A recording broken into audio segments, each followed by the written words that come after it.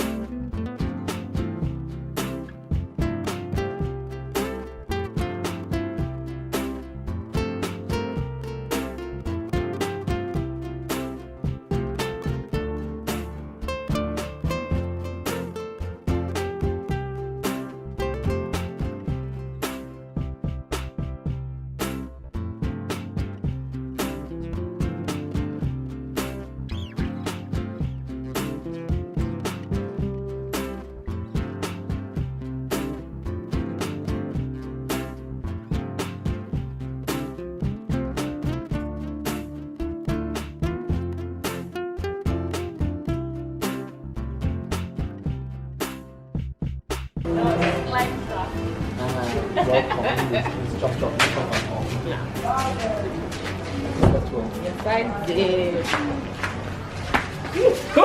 He's always running. Good morning. Good morning.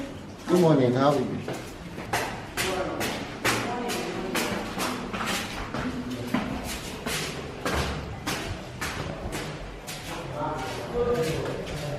Amma. Where's she? Hello. Hey. Oh, What's up, Dad? So good to see you.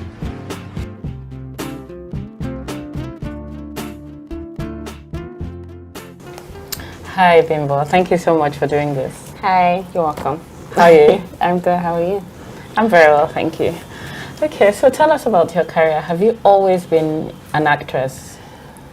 Yes, I have. Professionally and non-professionally, I have. I started acting as far back as age 7. I had my first acting gig in primary school when I was in primary 5. It was for me to perform a drama, you know, in front of about 600 to 700 guests. It's called Knowledge is Power, and I played the lead character. So since then, I always knew that I wanted to be an actor.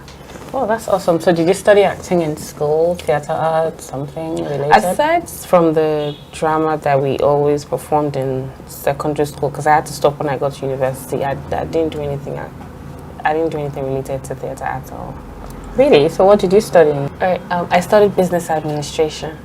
But why? You knew you wanted to act. So why didn't you just go into school to study something related to acting? Well, because my dad loved Covenant University so much and he wanted me to go there. So I applied for theatre arts in Redeemer University, and Covenant at the time didn't have theatre arts. Oh, so I passed both exams, but Daddy liked Covenant so much, and then he's like, oh, you don't even need classes for acting. You're a natural. I've seen it in you. So just study something else just in case acting doesn't work so you have a degree.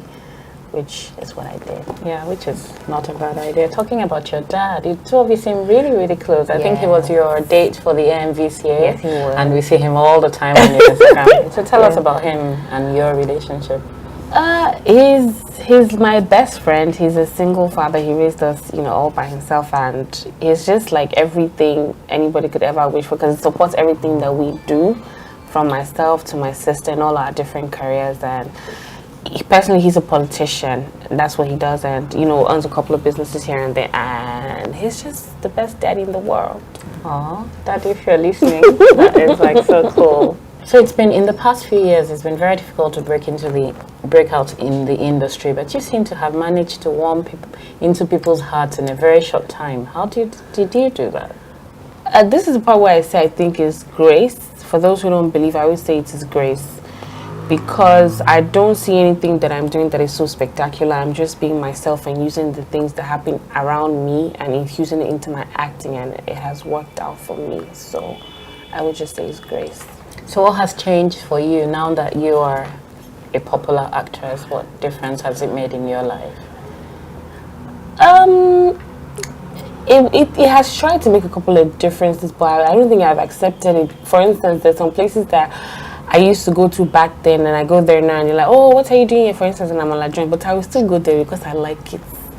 Buying a couple of things, and I've been going to different places, buying a couple of things, and then, for instance, I want to buy bole on the roadside, and somebody is saying, why are you buying it here? And I said, because it's plantain and I like it. Yeah, I mean, where else would you buy it? Except but then it's just it has changed in the sense that now you're no longer free, because people now know you. So, and you just have to, regardless of what you're feeling at the time or how you're feeling, you just have to put on a smile and just be nice. Like, right. Oh, can I take a picture? Even if you can see that two of my hair, they're standing outside, and you just have to smile and take the picture. Yeah. That's nice. So you have a very interesting waistline, which is almost like a character on its own. Right. Is that natural? Do you eat at all? I eat a lot. Really? I just finished eating rice not too long ago. I eat a lot, but it runs in. I feel like there's no way we could. I'm talking about myself and my sister.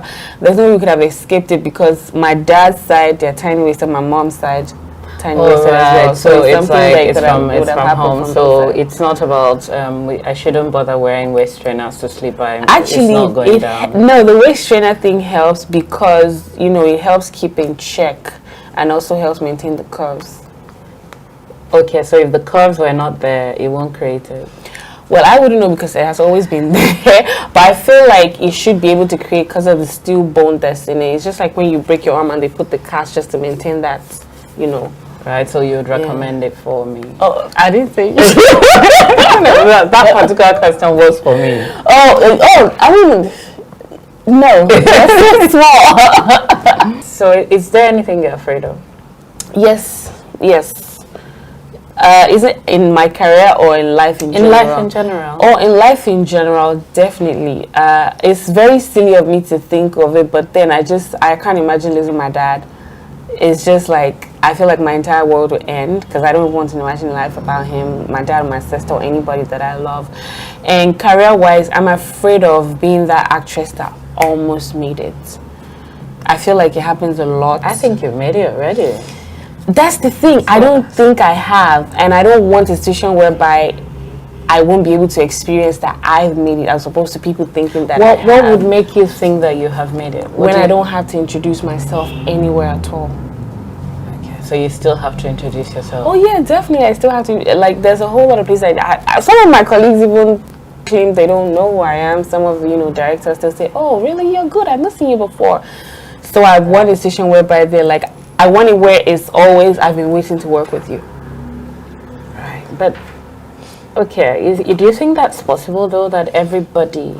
Well, maybe not everybody, but then let me to a very large extent. Yeah, to a very large extent. But here, Hollywood, anywhere where I don't have to introduce myself at all. Hollywood, Bollywood, where I could just... where my name could just close deals, basically. A lot of young people now want to act. It's very interesting, because a few years ago it wasn't something people. In fact, we get parents, right, one taking their children to auditions and all that. Yeah, like your daddy. So, what would you say to these people? What is the best way? Should they study? Should they go for auditions? What advice would you give young people who want to pursue a career in acting? Oh yeah, audition. Going for auditions is necessary. It's not maybe they should go, because if they don't go, they will not get. So going for auditions is definitely necessary. I would say definitely if they can afford it, they should go for classes. I didn't get the chance to, and I wish I did, because I feel like if I have, I'll be able to do more. That's why now I'm taking classes and trying to like better myself. So if they have the chance, if they have the opportunity to take classes, watch movies, because you never can tell, just one particular thing that somebody did, you might infuse it in your own side, and then that's it. So I would say, but then the most important thing is it can be very, very discouraging sometimes. If I didn't meet some people, I probably won't have a story to tell today. But then like just keep pushing, because I can guarantee you that it sounds cliche, but there's a light at the end of every tunnel. That's awesome. Those are such amazing last words. So I'm going to ask you like some playful questions. Okay. Yes, like amala or fufu. Amala. No, wait. Fufu actually. Really? Yeah, because I like the sour taste. Desmond Elliot or Ramsey Noah? Desmond Elliot. Sorry, Rams. Tea or coffee? Coffee with plenty milk. You're just wealth or health? If there's wealth, you'll be okay. You go to the doctor when you're sick. I swear they say that health is wealth. Wealth is health. They made a mistake. Movies or series? Series. Why? Because, like I said, I use those things as my acting classes, and for every episode, there's something new to learn. Right, that's awesome. Thank you so much for talking to me, Bimbo. It's been a pleasure. Mommy. You sure? Yeah.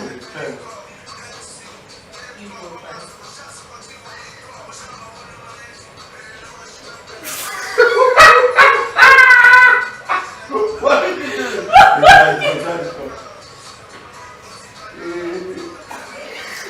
Just throw your shoulder. Come on, try. Throw your. You do that. Hey.